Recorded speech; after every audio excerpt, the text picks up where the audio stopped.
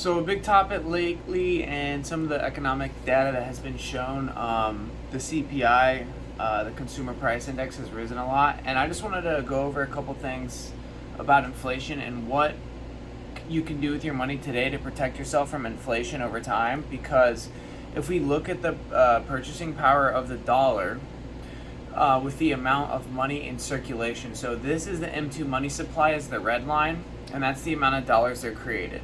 So dollars are created in abundance, and they've been created more every year, more than the next. Because the bigger the debt, the more they print to pay off the. It's like an infinite well of money. Like, oh, we're in a billion, print a trillion, we're in a trillion, print a septillion. They'll just keep trying to print to debase the value of their own currency. So this was what, 1916 or 19? Okay, this is 1971, but in 1916 to 2021, you've lost about 98% of purchasing power in your dollar. There was a lot less dollars back then, and then Nixon took us off the gold standard. Blah blah blah. There's a lot of different crises that happen that cause this to happen. As you can see, they work pretty much in tandem correlation. As the money supply expands, the dollar decreases in value, or you get less purchasing power. So when minimum wage was $4 a few decades ago, more than a few decades, but regardless, the $4 could go a lot longer. Even though that was what you're getting paid an hour, it'd buy you a lot more than $18 does, or $19 an hour does today. So let's say you have some money and you're worried about the stock market, or what you're worried about, and you say, well, inflation's coming. That means what you earn will be worth less money, okay? So what you would want to do essentially is use some money today to make sure it either, one, holds value, that the same purchasing power, so $100 will not purchase the same. You have about 3 to 5%. Well, you have 3% inflation on average per year. So your $100 will only get you 97 worth of stuff next year if you hold 100 in the bank, even though it still says it's $100. People are projecting 30, 40, 50%. I don't think it's going to get like that, because the Feds and the Treasury has to keep rates really low to stop from deflation. So anyways, what can we do for inflation? Well, as a personal thing, I like Bitcoin a lot, but there's not a lot of information to go through and be like, well, Bitcoin is definitely a savior from inflation. The currency has been adopted, cryptocurrency has been adopted, and I love Bitcoin. I think that it has a long way to go in a long time, so it may not blow up as much as people think in the short term, but I do think long-term Bitcoin is a good tangible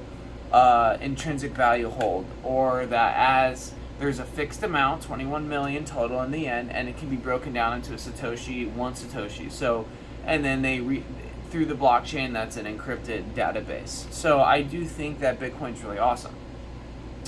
But let's say you're a little bit older and you don't want something that moves 10 or 20% a day, and you have between either a couple $1,000,000 or a couple $100,000, and you don't want that to go from 50 grand to 200 grand to 10 grand to $1 million, and you want stable income. This is what the banks do. A lot of the banks buy these treasury inflated protection securities. They're known as TIPS.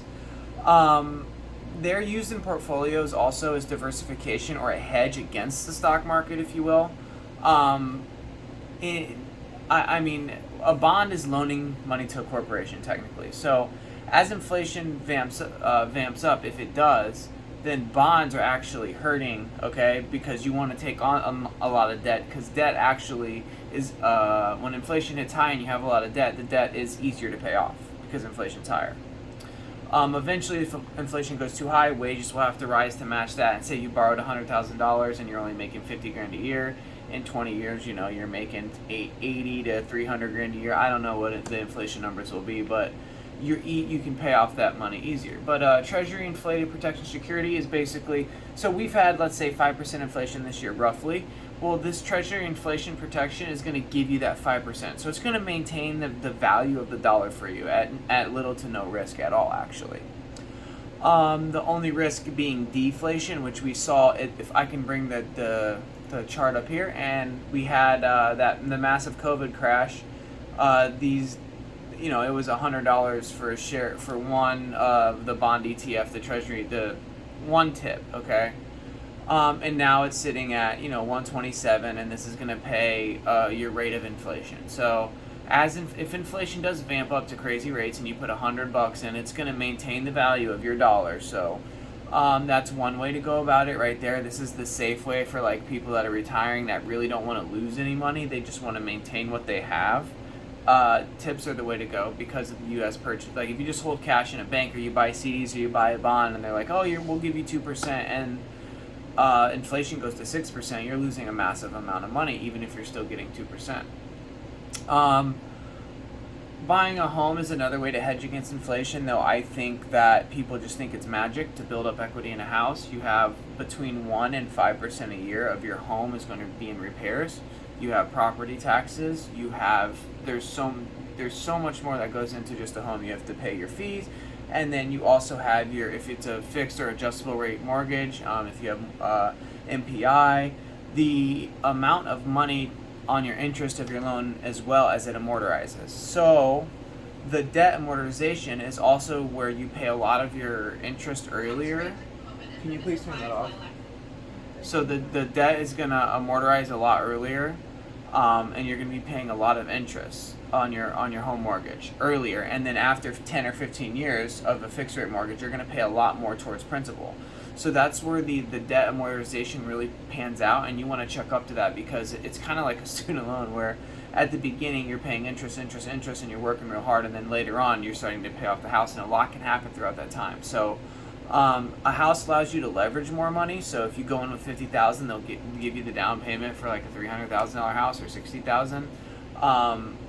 But I did want to throw in all the if inflation happens, what happens is your house actually becomes more expensive to repair, and then you have to find a way to maintain, hence a house with higher inflation. So it can eat away some of the profits, and then as taxes go up as well, you can look at California or even in like New Jersey, for example, where they tax you 42 cents on the dollar on average for the money in circulation. So that's another like kind of sketchy thing about a house is you never know what's going to happen. You have one bad political run and someone else wins, and all of a sudden home taxes start going up on your property. So people that have houses are paying for free lunch and everyone else is unemployment.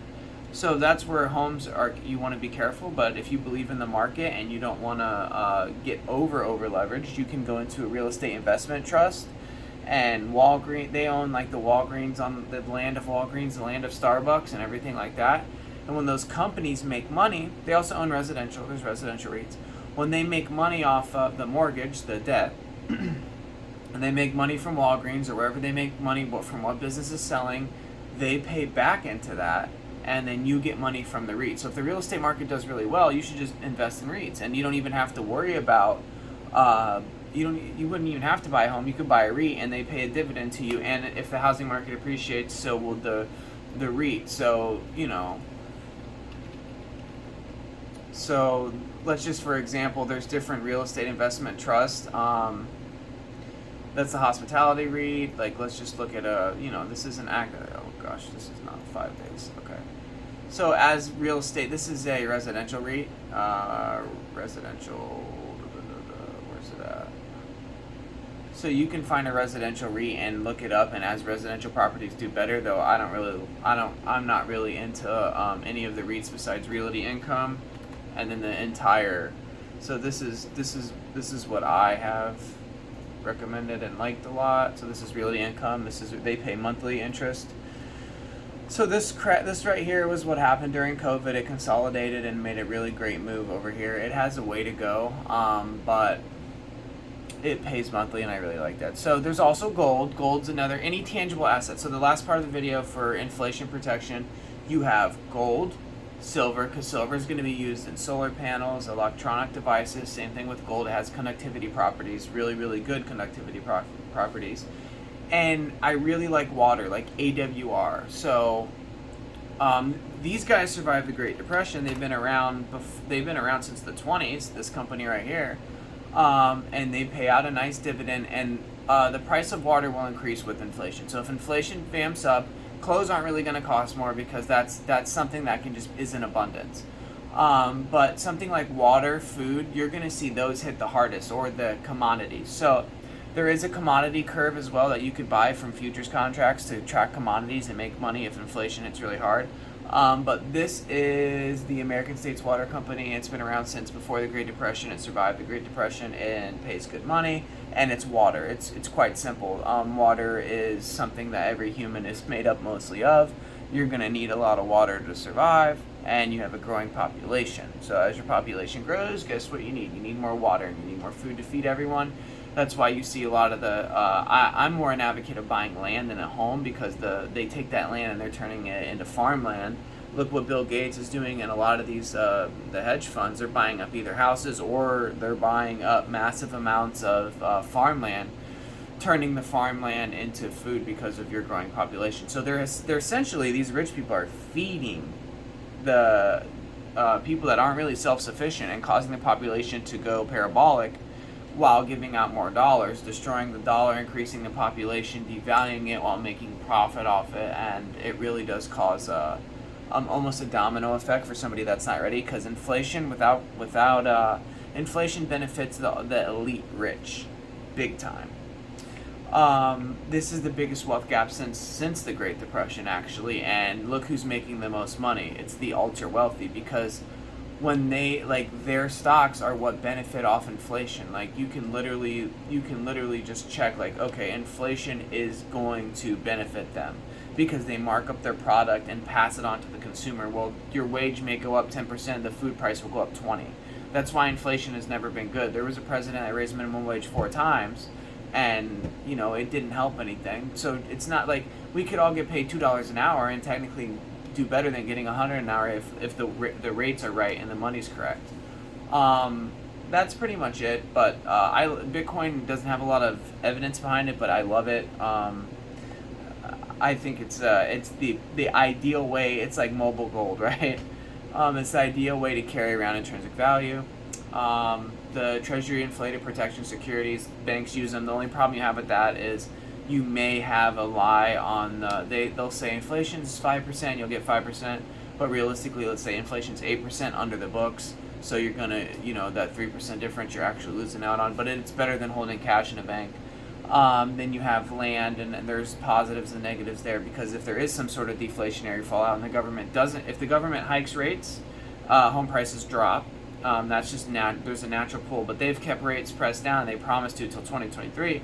So when rates fall and interest rates are low, it's easy to borrow a lot of debt, and that debt is used to buy assets. So what happens is rich people use debt to buy assets, and poor people use debt or money. Cash is debt. They use the debt to buy liabilities. So they take out some debt and they buy a new car, or everybody needs a car, but like, let's say they buy a really, really nice car that just loses 50% of its value in them. They buy liabilities eat you, assets feed you. Assets feed you, liability eat you. That's the way the rich know how to buy these assets, and I think the general public is starting to open their eyes up a little bit, even though they're not able to really grab as much as they should be able to. A lot of middle class people have actually made their bread here, and not necessarily off crazy wages or an insane amount of income, more or less thinking about, like, okay, this is how much money we make, and in the future it's going to be a lot harder to make money around and buy what we can buy today. So if you know that, you got to find a way to allocate your assets correctly, so that way you're growing with the times. Because if you're not mentally set to grow with the times will grow against you, and then they'll eventually eat you and push you down into that lower class, because the wealth gap has just grown so large, and it really doesn't want you up here, it wants you down. And I would just say minimizing like what you do and what you spend money on, and trying to accumulate assets, even though it's still an uphill battle because of the amount of money that we have.